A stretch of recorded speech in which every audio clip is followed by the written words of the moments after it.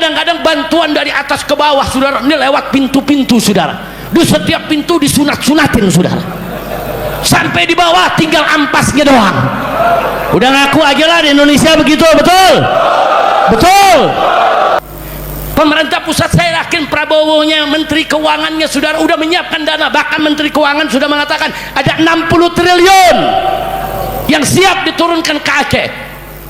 Lekas segera, kalau perlu 60 triliun biar Pak Menteri Keuangan Pak Purbaya bawa langsung itu uang ke Aceh, bawa langsung ke Sumatera Utara, bawa langsung ke Sumatera Barat, bikin satu tim yang independen mengawasi penggunaan dana tersebut. Tidak boleh dikorupsi saudara, betul?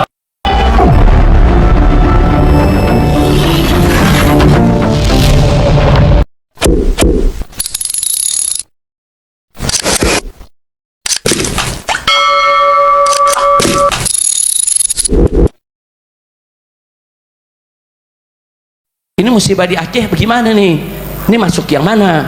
Musibah di Sumatera Utara masuk yang mana? Musibah di Sumatera Barat masuk yang mana? Kita kembalikan kepada yang menerima musibah saudara. Orang-orang baik di Aceh banyak, orang-orang solihin di Sumatera banyak, mereka yang kena musibah ini mereka diuji oleh Allah. Mudah-mudahan saudara kedudukan mereka semakin dekat kepada Allah. Lalu bagi orang-orang masyarakat biasa yang kadang-kadang baik masih ada sedikit banyak perbuatan jahatnya saudara, ya ini peringatan. Mudah-mudahan mereka insaf, sadar, tidak lagi melakukan kemunkaran, taubat, kembali ke jalan Allah. Insya Allah juga mereka minas sholihin, dan mudah-mudahan musibah tadi menghapus dosa mereka semua. Amin ya rabbal. Nah, adapun musibah ini saudara mengenai orang-orang yang jahat, yang melawan Allah, menentang Nabi saudara, nggak ada kebaikan dalam kehidupannya, inilah azab yang Allah dahulukan dalam kehidupan dunia, dan azab akhirat lebih keras, lebih pedih lagi. Na'udzubillah min dzalik. Kira-kira jelas tidak? Jelas tidak? Nah, karena itu tadi ada himbauan, yuk rame-rame kita bantu Aceh, setuju tidak? Bantu Sumatera, setuju tidak? Betul? Nah, jadi saudara sampai hari ini saya dan kawan-kawan di FPI serta juga di beberapa ormas Islam lain masih terus merayu, membujuk, mendorong Bapak Presiden kita, pemerintah kita agar mau menyatakan bencana yang terjadi di Aceh dan Sumatera Utara serta Sumatera Barat sebagai bencana nasional. Kenapa? Karena kalau dijadikan sebagai bencana nasional, maka pintu bantuan dari luar negeri terbuka. Kalau nggak bisa. Saya kasih contoh, kemarin ada bantuan 30 ton bantuan dari Uni Emirat Arab saudara, udah sampai saudara ke Medan, wali kota udah siap terima, tapi pusat larang karena bukan bencana nasional. Kalau bukan bencana nasional harus izin menteri, izin presiden saudara. Akhirnya apa? Akhirnya bantuan 30 ton dikembalikan. Ini apa saudara? Nggak apa-apa, nggak jadi bencana nasional, nggak apa-apa kalau betul-betul pemerintah kita sanggup, mampu, dan benar kerja ke bawah, silakan.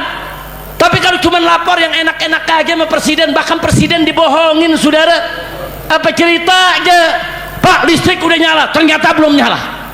Nanti lapor lagi, Pak Presiden semua mayat sudah diurus, sudah dikubur, nggak ada mayat lagi. Presiden percaya, oh kalau gitu udah selesai, tidak usah ada bencana nasional. Sementara masih banyak mayat yang belum ditemukan sampai saat ini saudara, yang tertimbun. Tadi Habib Hanif cerita di atas mimbar, ada 3 desa. 3 desa tuh berapa orang saudara, berapa kakak. Jadi sekali lagi saudara, bencana nasional nggak usah malu. Oh sebut bencana nasional malu, jangan. Kalau ngutang boleh malu, betul? Ngutang triliun-triliunan nggak malu, nerima bantuan malu. Iye, lu iyenya kurang kompak lu. Insyaallah. Kira-kira jelas gak? Jelas gak? Tahun 1992 terjadi tsunami di Nusa Tenggara Timur saudara. Begitu terjadi tsunami, Presiden Soeharto mendapatkan berita, langsung diumumkan bencana nasional. Selesai, hanya dalam sekian minggu selesai.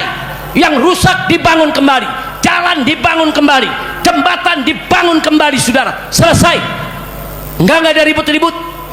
Di tahun 2004 saudara terjadi tsunami di Aceh saudara. Hari ini terjadi tsunami, saudara. Malam itu juga diumumkan oleh Presiden SBY sebagai bencana nasional. Besoknya, saudara, bertonton bantuan datang dari semua negara.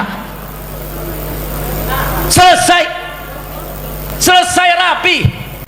Saya dengan kawan-kawan 1.300 laskar kita bawa dari Jakarta, saudara, berangkat ke Aceh, ikut kerja. Bantuan luber dari mana-mana, saudara. Tapi sekarang, saudara, nah giliran ada mau bantuan bilangnya enggak, kita masih mampu, kita masih mampu, kita masih mampu. Ya, masih mampu dari mana mampu? Kalau mampu jembatan udah beres, kalau mampu tuh mayat udah selesai semua diangkat dalam waktu singkat, betul?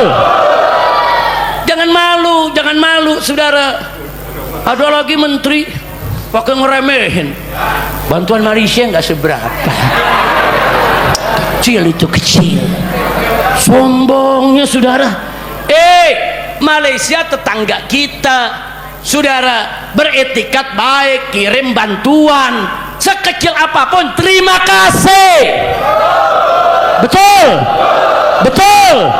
Nggak ada terima kasihnya, pakai nyepelin, nggak seberapa. Itu aku pengen kepret aja loh. Jamaah ini nanti ini bantu untuk Aceh 1.000 perak, 2.000 perak, bagus tidak? Wajib gak disyukuri? Jangan sampai ini menteri dengar. Lu nyumbang 1.000, nih menteri jangan dengar. Kalau nih menteri dengar, 1.000. Udah, pokoknya Masjid Madinah kirim-kirim aja, jangan ngomong, jangan diberitain. Kalau nih menteri dengar, gawat. Itu orang Karang Tengah, kecil. Kacau tidak? Kacau tidak? Apa orang begini layak jadi menteri? Ada lagi menteri yang lain, saudara, lagi rapat nih. Apa dia ngomong? Kita nih udah siapin apa namanya kapal Hercules. Ya nanti kita berangkat nikmatinnya gitu kapal Hercules, bisa foto-foto sambil tamasya. Apa lu punya kerja? Saudara, mau ngebantuan yang dipikirin ikut tamasya pakai Hercules. Yang dipikirin mau foto-foto, saudara. Kesana bantu.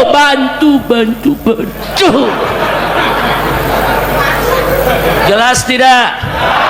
Jelas tidak? Jadi ini para menteri ngomongnya udah seenak-enaknya, saudara. Ada lagi kejadian, saudara. Kejadian presiden mau datang. Ini udah 2 minggu nggak ada tenda yang gede-gede. Begitu presiden mau datang, langsung dirapihin tenda berdiri semua. Ada lagi yang lebih unik, saudara. Presiden datang untuk yang kedua kali apa 3 kali waktu itu, lampu semua nyala. Begitu presiden pulang, mati lagi tuh lampu. Kacau tidak? Kacau tidak? Itulah Indonesia. Sedih kita, jangan begitu dong, betul?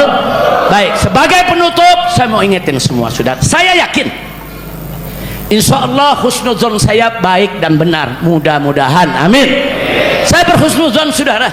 Bapak Presiden itu, saudara, punya perhatian besar terhadap bencana di Aceh, Sumatera Utara dan Sumatera Barat, dan saya yakin beliau setuju ini dinyatakan sebagai bencana nasional. Tapi yang jadi persoalan, ada pembisik-pembisik manusia di sekitar dia yang mempengaruhi presiden, saudara, supaya jangan dinyatakan sebagai bencana nasional, saudara. Kalau ada yang bertanya, Habib yakin dari mana?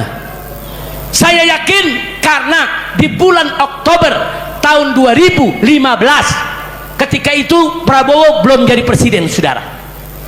Di 2015, waktu itu terjadi bencana di Riau, bencana karhutlah, kebakaran hutan dan lahan, saudara. Ribuan hektar kebakaran, saudara. Nah, saat itu presidennya Jokowi, presiden lambat, saudara. Kerjanya nggak cepat, saudara. Akhirnya apa? Prabowo menulis di akunnya, saudara. Beliau tulis sendiri di akunnya, saudara. Apa beliau katakan? Ini harus segera dinyatakan sebagai bencana nasional agar bantuan dari luar negeri segera datang. Jangan kita tunda-tunda. Ini berbahaya. Artinya apa? Saya pernah baca itu, hari ini pun jejak digital itu tetap ada. Saya percaya bahwa Prabowo tahu tanpa dinyatakan sebagai bencana nasional berat bagi pemerintah untuk mengatasinya, saudara. Tapi kenapa kok Prabowo sampai saat ini nggak mau menyatakan sebagai bencana nasional, saudara? Nah, di sini saya suudzon kepada orang-orang yang memberikan bisikan atau laporan asal Bapak senang, saudara. Oh, tapi Habib kan nggak boleh suudzon kalau nggak ada bukti, ada korinahnya, saudara. Kalau Prabowo ini dibohongin, buktinya mana? Ya itu tadi yang saya cerita, depan presiden, depan wartawan, di hadapan masyarakat. Presiden nanya langsung, bagaimana listrik Pak Menteri? Udah nyala semua Pak, 90% semua udah nyala, padahal masih mati. Itu dia ngomong begitu apa? Asal presiden senang, saudara. Depan presiden, depan rakyat, depan TV, dia berani laporan asal Bapak senang walaupun harus bohong. Nah, kalau depan TV berani, apalagi di belakang TV. Makanya tadi saya cerita, oh ini jangan-jangan pembisiknya lapor Pak Presiden. Pak Presiden panggil deh orang-orang dekat, bagaimana Aceh? Udah beres Pak. Bagaimana tenda-tenda? Rapi Pak. Bagaimana makanan-makanan? Udah tertanggulangi Pak. Bagaimana listrik? Udah nyala semua Pak. Bagaimana jembatan-jembatan yang rubuh? Udah beres, udah nyambung. Sama gedebong pisang kali nyambungnya. Ya pokoknya laporan yang penting Bapak Presiden senang. Oh begitu. Terus Presiden tanya, jadi kalau begitu apa perlu nyatakan bencana nasional? Nggak usah Pak, nggak usah, itu urusan kita lah. Kita kan cinta Bapak, kita bela Bapak, kita yang beresin. Luar biasa sudah. Makanya Presiden sampai sekarang nggak mau menyatakan bencana nasional. Nah kalau ada yang tanya, Habib, kenapa ada oknum-oknum yang takut kalau di sana dijadikan bencana nasional? Kenapa takut, saudara? Karena kalau jadi bencana nasional, gelombang bantuan dari luar negeri datang. Bukan bantuannya yang mereka takut. Kalau sudah dibuka, jurnalis internasional akan datang semua, saudara. Peneliti seluruh dunia akan datang, saudara. Di samping mereka membawa jutaan ton bantuan, mereka juga membawa peneliti, penyidik, pemeriksa, jurnalis, saudara. Mereka mencari kenapa ini hancur begini. Oh, ini karena banjir. Kenapa bisa banjir? Oh, karena hutannya gundul. Kenapa gundul? Oh, karena ada program ini dan program itu. Siapa yang buat program? Dan oh, yang buat programnya pemerintah. Siapa yang tanda tangannya? Oh, ini yang ngerjain adalah perusahaan. Apa nama perusahaannya? Siapa pemilik perusahaan? Nah, terus dari mana tuh dia punya izin? Siapa nanda tanganin izinnya? Dibongkar semua, saudara. Jadi banyak yang takut kalau itu semua dibongkar, mereka semua masuk penjara. Jadi rakusnya mereka, serakahnya mereka, bahkan jahat sudah mereka rakus, sudah mereka serakah, saudara. Banyak rakyat jadi korban.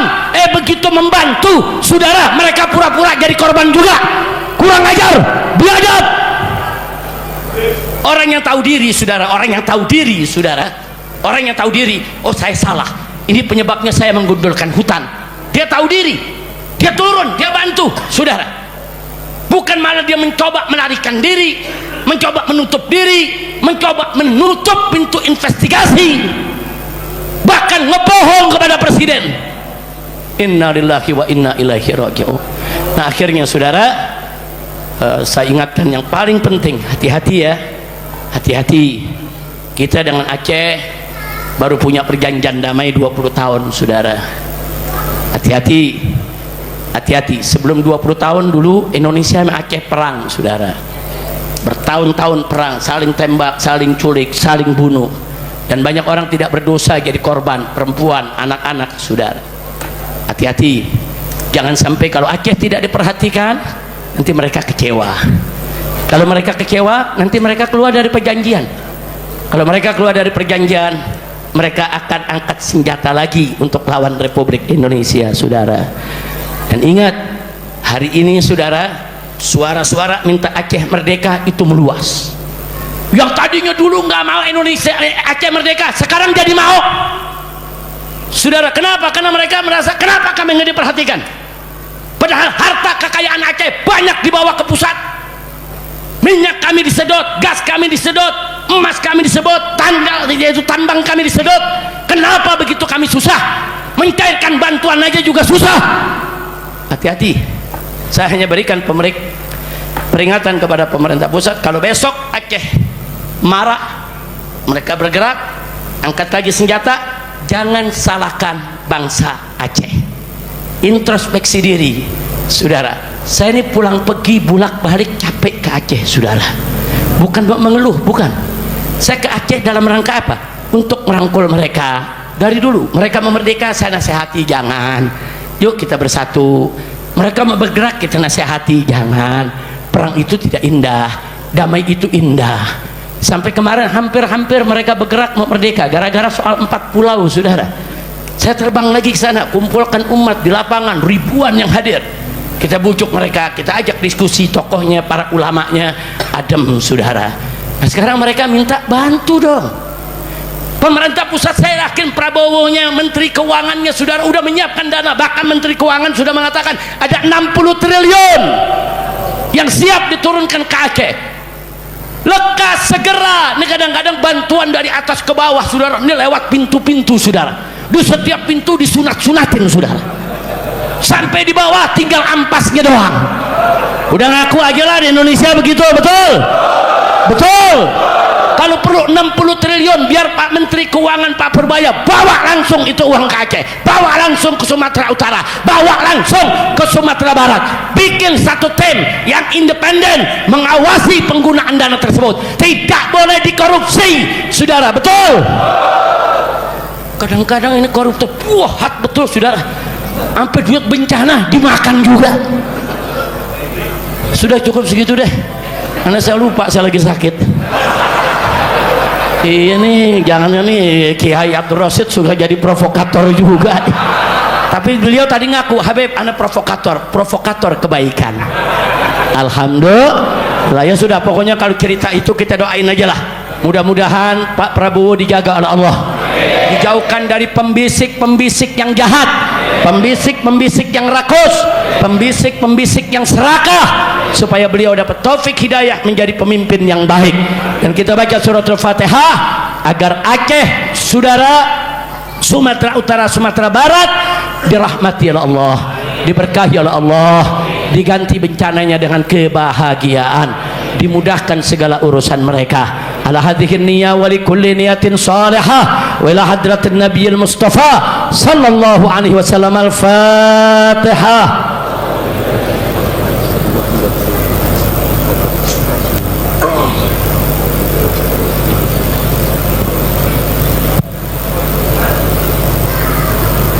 Saudara, saya minta kerituannya membaca surat Al-Fatihah untuk kesembuhan orang tua kita, guru kita, tokoh kita, saudara, yang saat ini sedang dirawat di rumah sakit dan sedang kritis, yaitu Bapak Profesor Kiai Haji Amal Zarkashi. Nah, itu keluarga besar daripada pendiri Pondok Pesantren Gontor, saudara. Nah, beliau sedang sakit, kita doakan, yaitu Allah subhanahu wa ta'ala an yashfiyahu sifaan ajilan kamilan taman syamilan sifaan la yughadiru saqaman wala alama bikulli lutfin wa khairin wa afiyah wa ila hadratin nabi sayyidina Muhammadin sallallahu alaihi wasallam bisiril Fatihah. A'udzu billahi minasy syaithanir rajim. Bismillahirrahmanirrahim. Alhamdulillahi rabbil alamin arrahmanir rahim maliki yaumiddin.